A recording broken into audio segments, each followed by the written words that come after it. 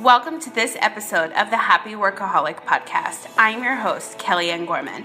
I'm a business coach, luxury travel expert, and lifestyle blogger, currently residing in the beautiful city of Las Vegas.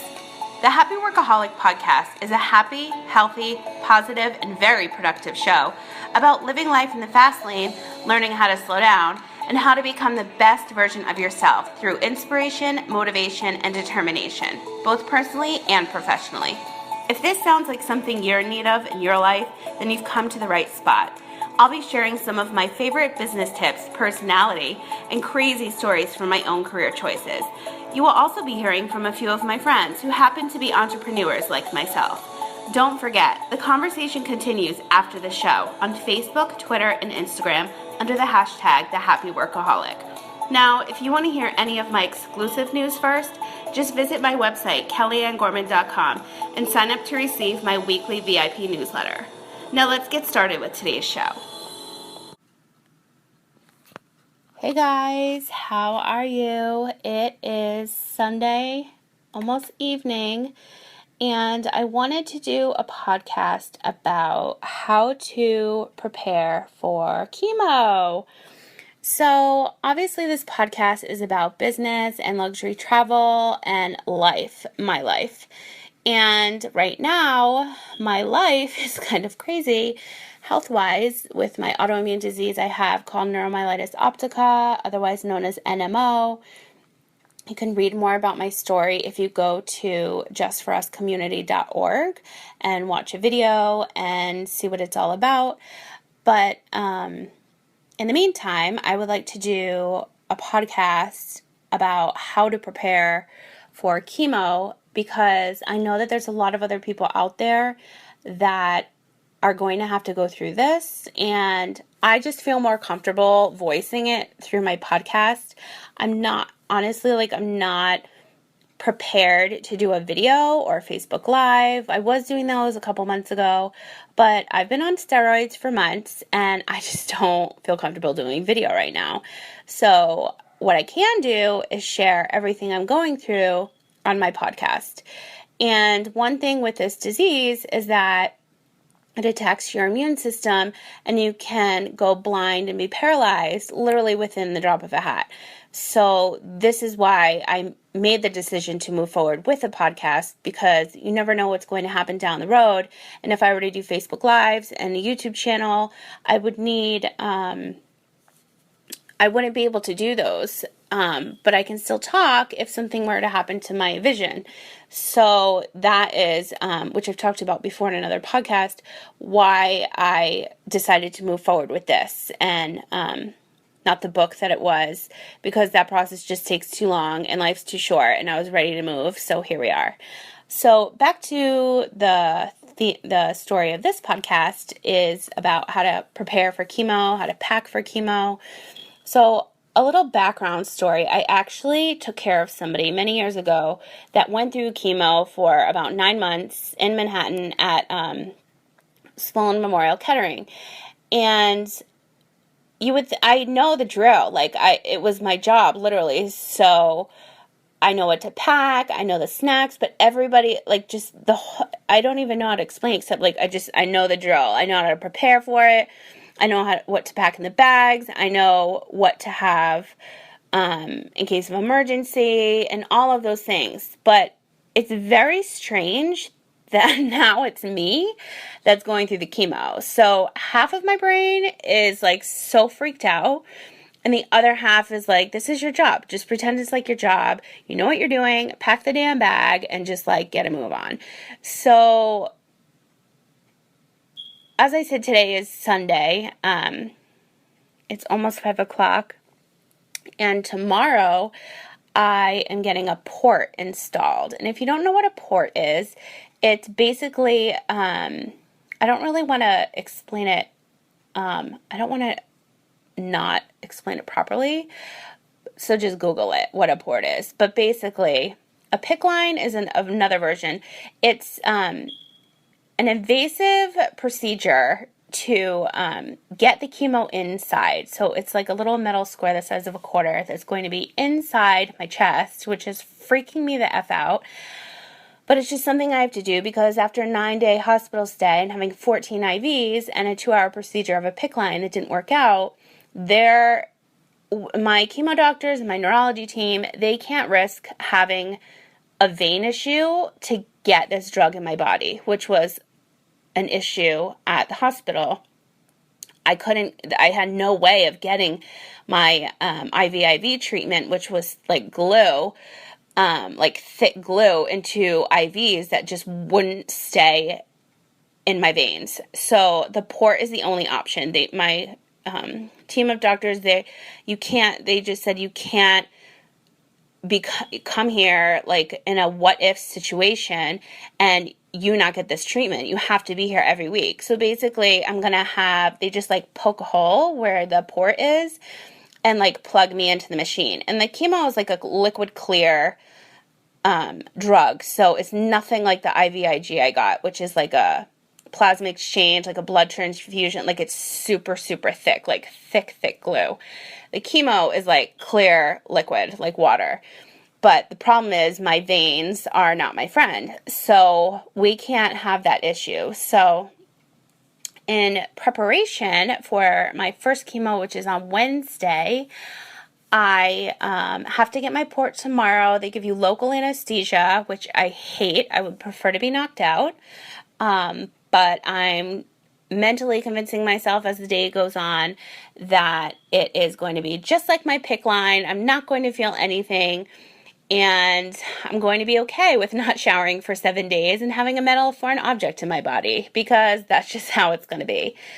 And last night was my last night to indulge in some wine. So I did. And then I posted on Facebook, my personal Facebook, which I never really do this ever because I don't know, I just don't. But I was so emotional. And obviously I was, a few glasses in.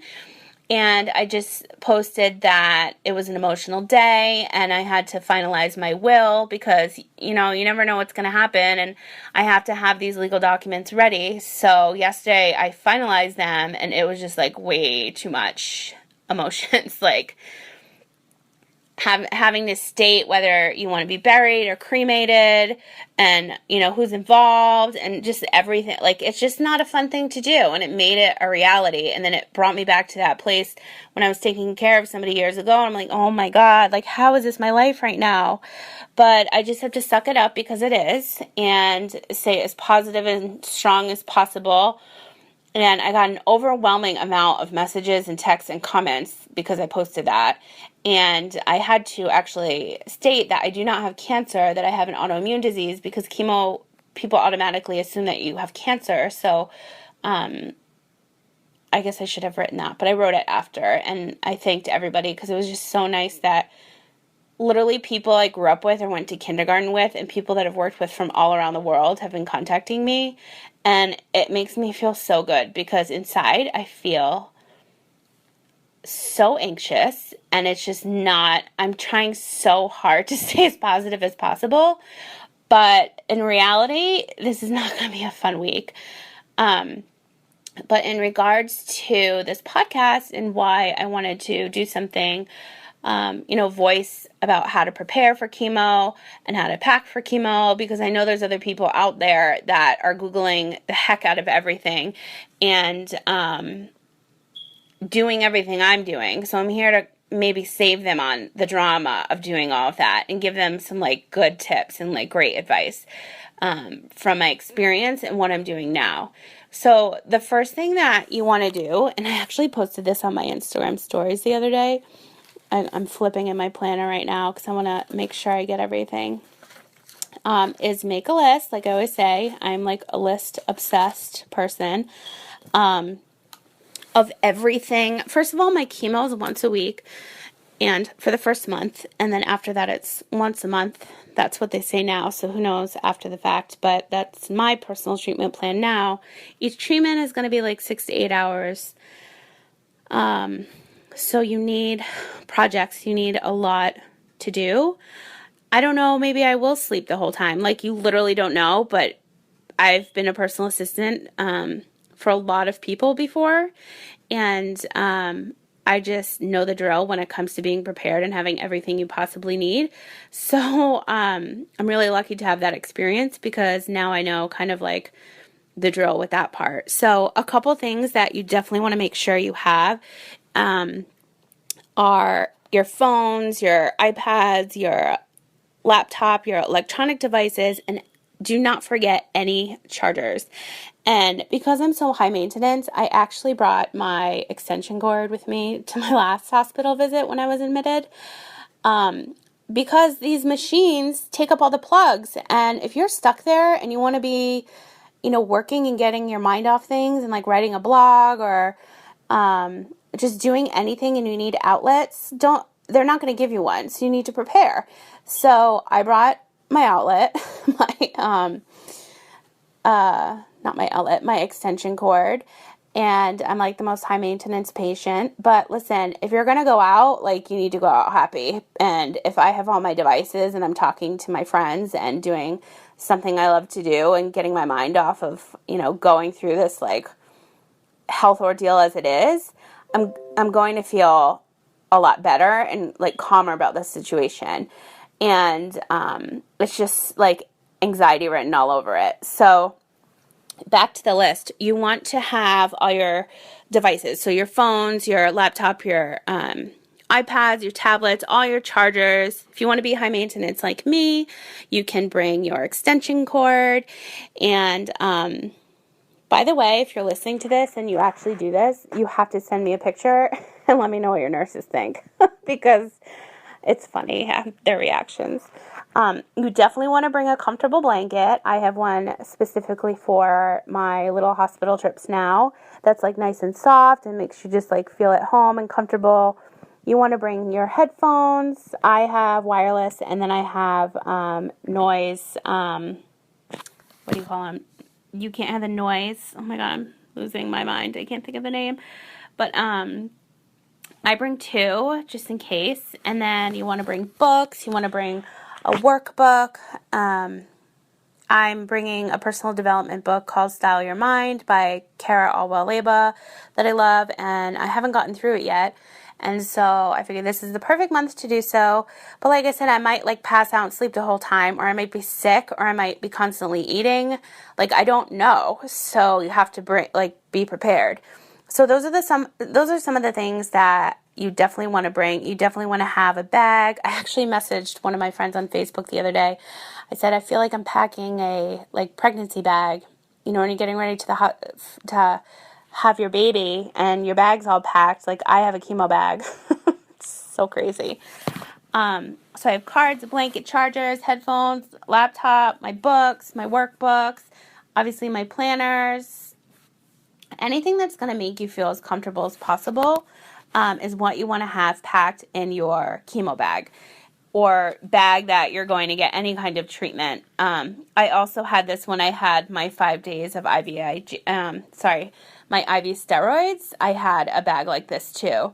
And I learned from that the IV steroids tasted like liquid metal. I mean, it was like I could taste like it felt like the metal fillings in my cavities were melting in my mouth. It was so awful. And I brought so many kinds. I'm not like a candy person. I'm definitely a chocolate person. And I was bringing leftover like Halloween snacks, like little Skittle packets and candy, and like nothing would make that taste go away except for these Ricola honey lemon cough drops. And I don't even like that flavor, but it was the only thing. And so I probably got a cavity just from eating so much of that candy. I actually kind of feel it actually throughout just those 5 days because I've never eaten that much candy in that short period of time, just like trying to find something to get that like awful taste out of your mouth. So you want to be prepared with snacks too. And it can change each time. And I'm friends with a lot of people that have this autoimmune disease online. I'm part of these Facebook groups, but every single body is different. So it depends, like you just don't know. And once you go through it once, the second and third and fourth and fifth time, it could be totally different. So you just have to prepare Like I said, this is when my personal assistant days come in, and you have to like be fully prepared going in. So that's exactly what I'm doing. So as far as snacks and drinks, my personal things that I'm going to be bringing are unsalted saltines, because God knows I do not need any more sodium in my life because I've been on steroids. It's like you literally feel like the blueberry girl from Willy Wonka, but like 10 times bigger. It's so awful. It is not your friend. So unsalted saltines. I love the cheese and peanut butter crackers as a treat. Like if you're starving, sometimes the IVs they give you before to prevent nausea, you need something to stomach so you can eat that. Some things for home, these are just like my go-tos when I'm sick or even have a cold, but like I know I need as backup, or canned peaches, canned pears, ginger ale cans, or Sprite cans. I love Diet Coke, and my friend reminded me today, like, you should really get Diet Coke because like you keep craving it. So I'm gonna definitely need that as a backup. And then Jello cups, pudding cups. I've been craving cranberry juice, so I feel like I need to get that too. And those are some things at home, but to bring, I'm going to bring some saltines for sure, unsalted saltines and peanut butter crackers, and then just some like sweet candies, or I don't know. I have to decide tonight because I'm going to the store. So I haven't finalized that list, but you definitely want to bring some of your like go-to treats. Like I've gained 27 pounds since being on steroids, which I don't even want to admit, but I definitely have. And that's not fun either, but now is not the time for me to worry about like working out and losing weight. Like I just want to get this chemo in my body and get off these steroids because they are awful, absolutely awful. And then I honestly feel like as soon as I stop taking the steroids, which they have to like wean down your dose after you start with the chemo, that all this weight, it's just like I'm just so swollen. It's gonna come off because I love juicing. I'm obsessed with my veggie burgers. Like I eat really healthy, but then because of the steroids, you want to eat like the worst treat. So I'm craving like chocolate and cheese puffs and all this stuff. So then I'll cheat and have that. So I'm eating super healthy and drinking my juice, and then I have that, and then I have gluten and dairy, and that's not good. And so it just swells me up even more. But I'm honestly like, I don't even care about that this week. I just want to like mentally, physically, and emotionally get through this process of the first week and get it down, get this device in me, this port, get through the first week of chemo, and bring all my snacks that I feel like I'm going to need, because I don't want to have to like wish that I had something else, or I just am going to be prepared, like as prepared as possible. And because the more anxious I get, the more like OCD I feel, which is like insane, because then I start making like list for list, and it's so bad. But honestly, it's the only thing that makes me feel better. So I'm just doing it and laughing at the same time. And like, if you are on my Instagram, like I'll post down my stories and you totally get it. But I just wanted to talk about how to pack and prepare for chemo for other people that may be going through this, that need an outlet or need advice. I talk to a lot of my new friends on Instagram that have gone through this chemo, and like I said, on Facebook and Facebook groups, and everybody is different. So you just have to create your own version of how you personally will feel better and prepared. Like seriously, make a list. You need to journal. Absolutely journal. If you don't have a journal, you have to buy a brand new journal and write down either before, during, and after while you're there. I've been writing every single day since July 1st, 2014, which is how I was going to start this book, which is now this podcast that you're listening to. But it started off as a journal. And another friend of mine I actually grew up with, who had been through chemo, said that journaling helps, and what, especially like you write down how you feel and all this other stuff. So writing it down on paper and then reading it over, and plus just going through this experience is tough enough. So if you're able to get those feelings out on paper, I'm telling you, it will make you feel so much better. And I shed so many tears this weekend doing that. But I feel better now, and like right now, I know I only have like a couple more hours of the day. I have to go to the store and get like my chemo snacks and finish packing my bag because tomorrow is my port and I don't know how I'm going to feel after that. And then Tuesday is a day off, so that's nice. And then Wednesday morning is the chemo. So I don't know how I'm going to feel after that. I could be like bedridden for the whole week. I could be totally fine. I just, I try to keep a positive mindset about everything, but then when you start really like thinking about what you're going through, you get freaked out. You Google stuff, which is so bad, but I mean, you want to see what everybody else is going through and you want answers and you can only do so much and then you start freaking yourself out and that's all normal. I'm telling you, if you're listening and you're about to go through chemo or any of like these medical like IVIGs or steroids or transfusions, all these feelings are normal and you're not alone. And I'm here to tell you that like 150% you are not alone. And if you ever need anybody to reach out to, you can always find me on any of my social media links, send me a message or send me an email at hello@kellyanngorman.com and I will help you get through it because I have so many people that friends of mine have reached out and they're helping me get through it, telling me stories about their chemo I didn't even know they had or a relative that was going through chemo or just anything in general. And like every little tip helps. And I just can't keep this a secret because I feel like the more vocal I am, if I'm able to help one person, it will make me feel so much better. And I feel like by sharing my story and everything I'm going through, it's of course going to bring awareness to this extremely rare disease NMO I have. And there's only one foundation that's trying to find a cure right now, the Guthrie Jackson Foundation. And we just need to find a cure. And there's so many other really rare, extremely rare autoimmune diseases like this too that ER doctors have absolutely no clue about. I have to carry brochures on me from the foundation and give them to an ER doctor to prove to them that I'm having a relapse rather than a panic attack. So I know I'm definitely not alone when it comes to that because I know that when you show up in the ER and you're telling the nurses and the doctors there that you're having a relapse of some sort or what's going on and they're telling you you're just having a panic attack, that will give you a panic attack because they don't know about your disease. And honestly, it's not their fault. In the beginning, I was like mortified. I was so irate. Like, how do you not know? He thought it was like a joke.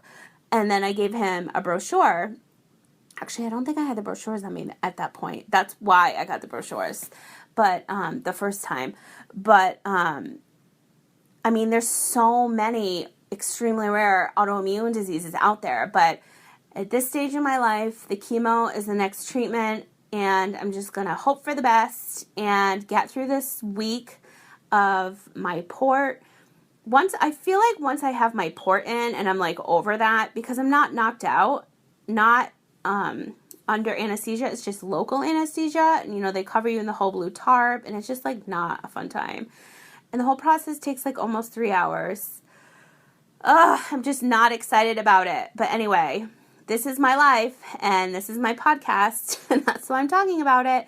So hopefully my story can help somebody else out there that's going through any health-related issue like this, in the hospital, getting admitted, going through chemo, how to pack for chemo. So that's really what I wanted to talk about today. And talking about it makes me feel a lot better. So thank you for listening to me ramble on about my health issues.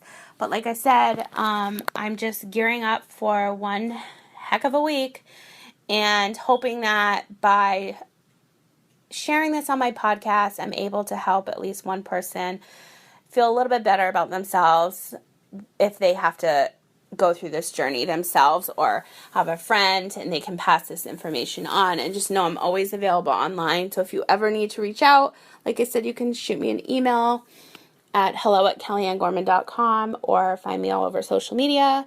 I'll put some links in the notes of this podcast too. But I hope that you guys have a great week ahead and send me some positive juju because I'm definitely going to need it.